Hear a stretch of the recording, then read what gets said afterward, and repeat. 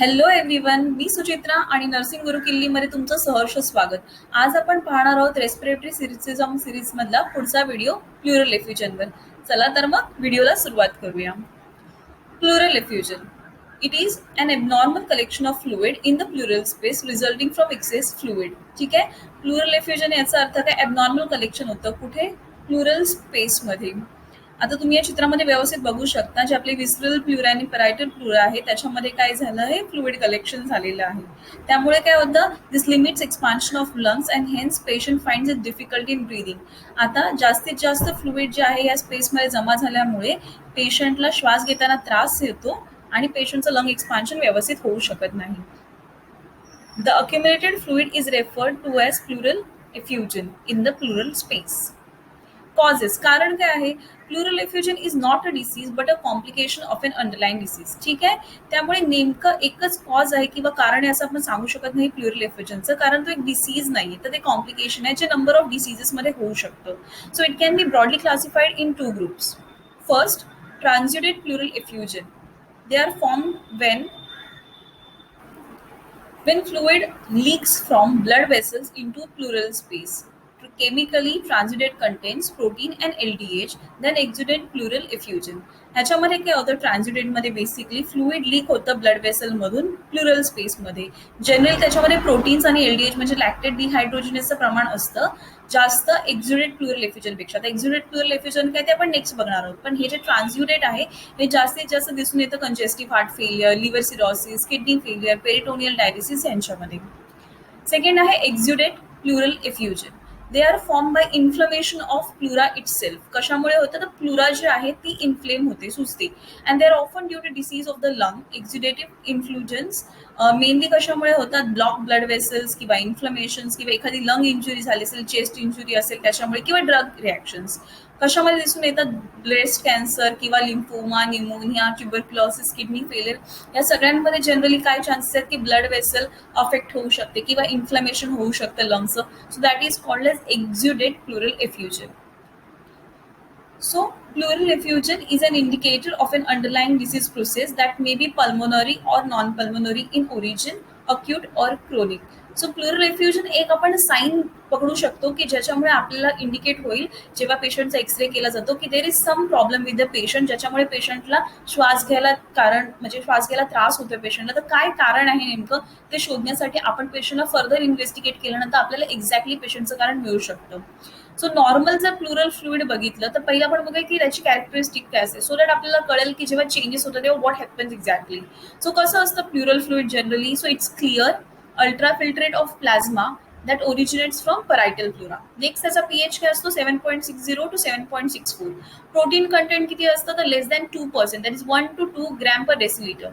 त्याच्यानंतर डब्ल्यूबीसीस काय असतात? Fewer glucose content similar that of plasma, तेवढंच ग्लुकोज असतं. एलडीएच जे आहे ते 50% कमी असतं. सोडियम, पोटॅशियम आणि कॅल्शियम कॉन्सन्ट्रेशन बघायला गेलं तर इंटरस्टिशियल फ्लुइड एवढंच असतं. So this is normal characteristic of pleural normal fluid. So now we will see what happens when pleural effusion happens. What is the pathophysiology, right? So first आपण समजून घेऊया की factors जे अफेक्ट करू शकतात plural एफ्युजनला. जसं आपण ऑलरेडी कॉजेसमध्ये बघितलं की एक्झॅक्ट डिसीज असा नाही आहे हा, तर हे कॉम्प्लिकेशन आहे, राईट? सो कशामध्ये काय काय प्रॉब्लेम होऊ शकतो? सो फर्स्ट आहे altered permeability of plural membrane. कशामध्ये होऊ शकतं? मॅलिग्नन्सी. आता परमिएबिलिटी काय?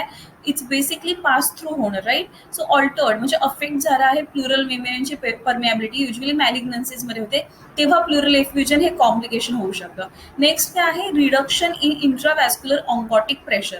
Now, what is intravascular oncotic pressure? So, it's a form of oncotic pressure which is induced by proteins, notably albumin, in a blood vessel. So, generally काय होतं? Protein म्हणजे जे albumin आहे ते इन्सर्ट करतात प्रेशर कशावर? तर ब्लड वेसलवर. त्याच्यामुळे काय होतं? Plasma displaces water molecules and दस creates relative water molecule deficit.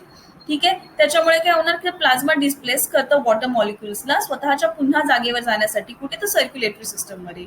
पण ह्याचं प्रमाण काय होतं? नॉर्मली कमी होतं. कुठे? हायपो अल्ब्युमिनेमिया. आणि कॉम्प्लिकेशन काय होणार? Pleural effusion. So I hope you are getting the reason why it is happening. Next काय आहे? इन्क्रीज्ड कॅपिलरी परमिएबिलिटी और vascular disruption which happens in trauma. For example trauma.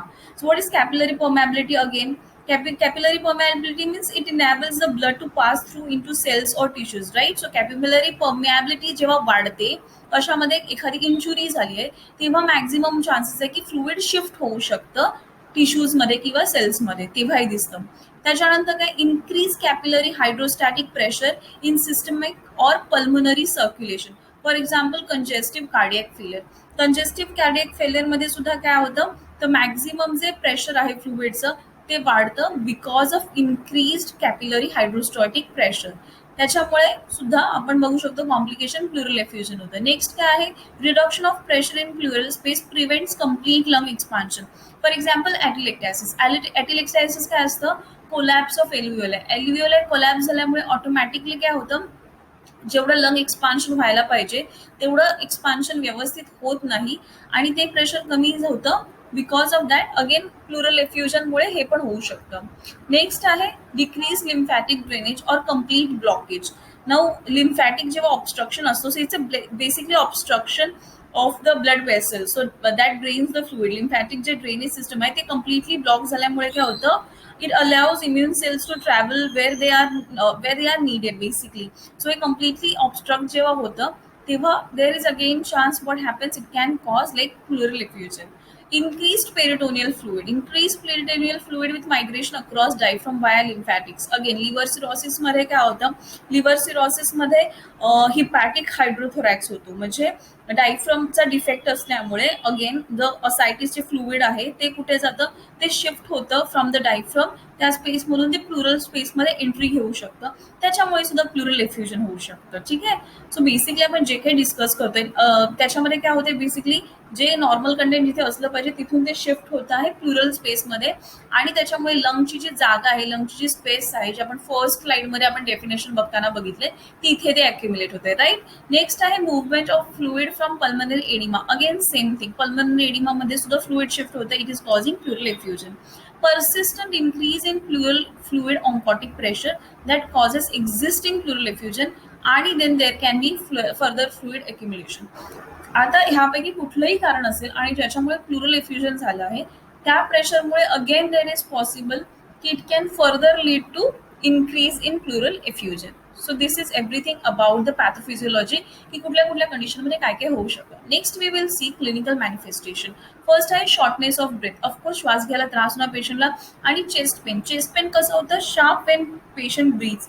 So why it happens, so this chest pain is also called as pleuritis किंवा pleuritic वाला chest pain. Right. प्लुरायटिस म्हणजे काय, ते inflammation of this pleura.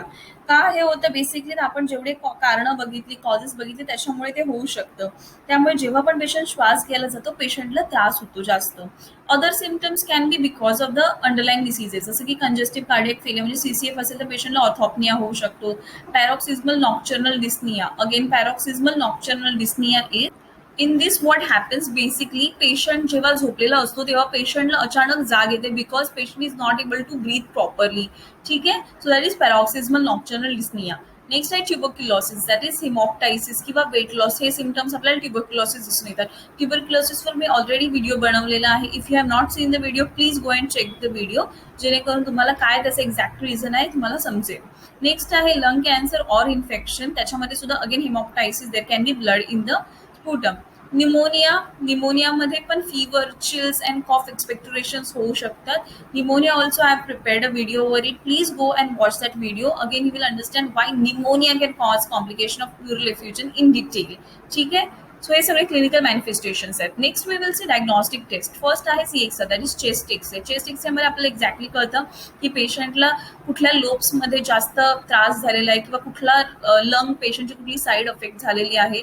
We can come to know extent किती आहे डिसीजचा, मॅलिग्नन्सीमुळे आहे का, तो we can come to the cause. CT scan again for the same thing. Pleural fluid आपण एक्झामिन करू शकतो जेणेकरून आपल्याला कळेल की what is an infection, cause of infection of the patient. Assessment can be helpful for understanding. Like असेसमेंटमध्ये basically आपण history पेशंटची जेव्हा ऑब्झर्वेशन करतो, पेशंटकडून आपण सब्जेक्टिव्ह डेटा घेतो, तेव्हा आपल्याला कळतं की पेशंटचे एक्झॅक्ट काय आहेत सायन्स अँड सिम्पटम्स. त्याच्यावर आपल्याला पेशंटचं अंडरलाईन डिसीज कंडिशन कळू शकतो, ज्यामुळे पेशंटला जास्तीत जास्त त्रास होतोय. Next we can do thoracentesis. Again थोरॅकोसेंटेसिसची प्रोसिजर आहे ती आपण डायग्नॉस्टिक किंवा पेशंटला आपण ती थेरॅप्युटिक दोन्ही वेजसाठी करतो, ज्याच्यामध्ये आपण fluid again we remove the fluid to assess. USG chest can be done for the patient to exactly rule out the reason.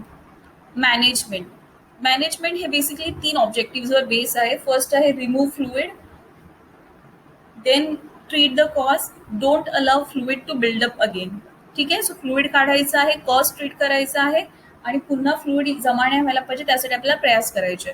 So थोरॅकोसेंटेसिस जसं मी आताच तुम्हाला म्हणाले की बेसिकली आपण काय करतो तर आपण रिमूव्ह करतो पेशंटच्या बॉडीमध्ये जे फ्लुइड अक्युम्युलेट झालेलं आहे पेशंटच्या प्लुरल स्पेसमध्ये. So we remove the fluid basically so that patient will have enough of time enough of place to breathe. Next we can do for the patient is chemical fluoridesis. Now what is this? This procedure involves insertion of agent like talc किंवा bleomycin. Basically दोन ज्या जागा आहेत gap आहे विस्ट्रल आणि प्लरायडल plural space मध्ये. So त्याचा जो गॅप आहे तो भरून टाकतात जेणेकरून हे स्टिक झाल्यानंतर पुन्हा पेशंट मला काहीच त्याच्यामध्ये फ्लुइड बिल्डअप होणार नाही. So that is called as chemical pleurodesis. Next आहे प्लुरल डिकॉर्टिकेशन. ह्याच्यामध्ये काय करतात it is also called as pleurectomy. So it is removal of pleura, right. So हे 2 अप्रोचेस असू शकतात. एक तर इन्सिजन करून आपण डायग्राममध्ये बघू शकतो आपल्या मध्ये इन्सिजन केलेलं आहे, then they have remove the pleura, किंवा नॉन इन्सिजनल मध्ये इफ कॅन सी जिथे रिंग आहे ट्रेकी आहे तिथूनच डायरेक्टली काढलेलं आहे. So this can be the second approach. Next आहे pleurectomy. What is pleurectomy? Operation to remove pleura, ज्याच्यामध्ये पूर्ण प्लुरा काढून टाकलेला आहे so that there is no space that is remained जिथे फ्लुइड अक्युम्युलेट होऊ शकतो. So these are the 4 surgical thing और management we can say that can be done for the patient. Complications क्या होऊ शकतात? A lung that is surrounded by excess fluid for a long time can be damage. So lung damage झाल्यानंतर there is no other option but lung transplant has to be done. Next pleural fluid that becomes infected may turn in to sepsis. तो इथे काय होऊ शकतं? पेशंटला ॲप्सिस होऊ शकतो called age एम्पायमा. त्याच्यामध्ये पेशंटला चेस्ट ट्यूब आहे, ठीक आहे, ICD आपण घालतो पेशंटला सो दॅट त्या ICD मधून जी चेस्ट ट्यूब आहे त्याच्यामधून आपण पेशंटला जे फ्लुइड जमा झाले ते काढू शकतो. Pneumothorax can happen as a complication of thoracocentesis, right? So there can be an insertion of air which can cause pneumothorax. Again त्या स्पेसमध्ये हवा जर राहिली तरी सुद्धा चान्सेस आहे की पेशंटला again it can cause complication ज्याच्यामुळे पेशंट लंग एक्सपान्शन व्यवस्थित होऊ शकत नाही. Nursing intervention. So very important. आता आपण जे पण डिसीज कंडिशन डिस्कस केलं आहे तर ultimately what we have to do being a nurses, first आपल्याला आयडेंटिफाय करायचं आणि ट्रीट करायचा जो कॉज असेल, जो पण कॉज आहे पेशंटला CCF असेल किंवा मॅलिग्नन्सी आहे त्यानुसार पेशंट आपल्या हॉस्पिटलमध्ये ऍडमिट होणार ती आपल्याला मेडिसिन ट्रीटमेंट द्यायची पेशंटला.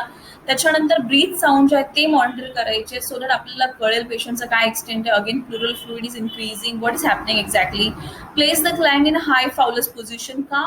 कारण अगेन पेशंटला ब्रिदिंग डिफिकल्टी होते, पेशंट गार्डेड ब्रिदिंग करतो आहे, पेशंट जास्त मोठ्याने श्वास घेऊ नाही शकत आहे. Maybe we have to give an oxygen supply to the patient. तर ते आपल्याला करायचे. पेशंटला मॉनिटर करायचे ऑक्सिजन देताना पेशंटचं सॅच्युरेशन किती आहे using pulse oximetry. Encourage the patient for coughing and deep breathing exercises. लांब लांब श्वास घ्यायला सांगायचे पेशंटला, कॉफिंग एक्सरसाइजेस करायला सांगायचे जेणेकरून पेशंटचं लंग एक्सपान्शन वाढेल.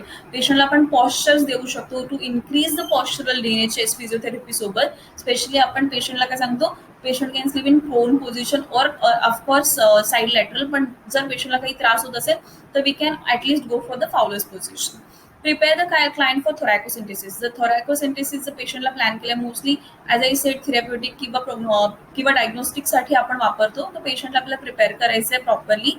आणि if pleural effusion is recurrent then again surgical management is necessary. So we have to prepare the patient for surgical management. So this is all about the pleural effusion which we have seen today. ह्याच्यामध्ये तुम्हाला काहीही शंका असतील तर please feel free तुम्ही comment सेक्शनमध्ये लिहू शकता.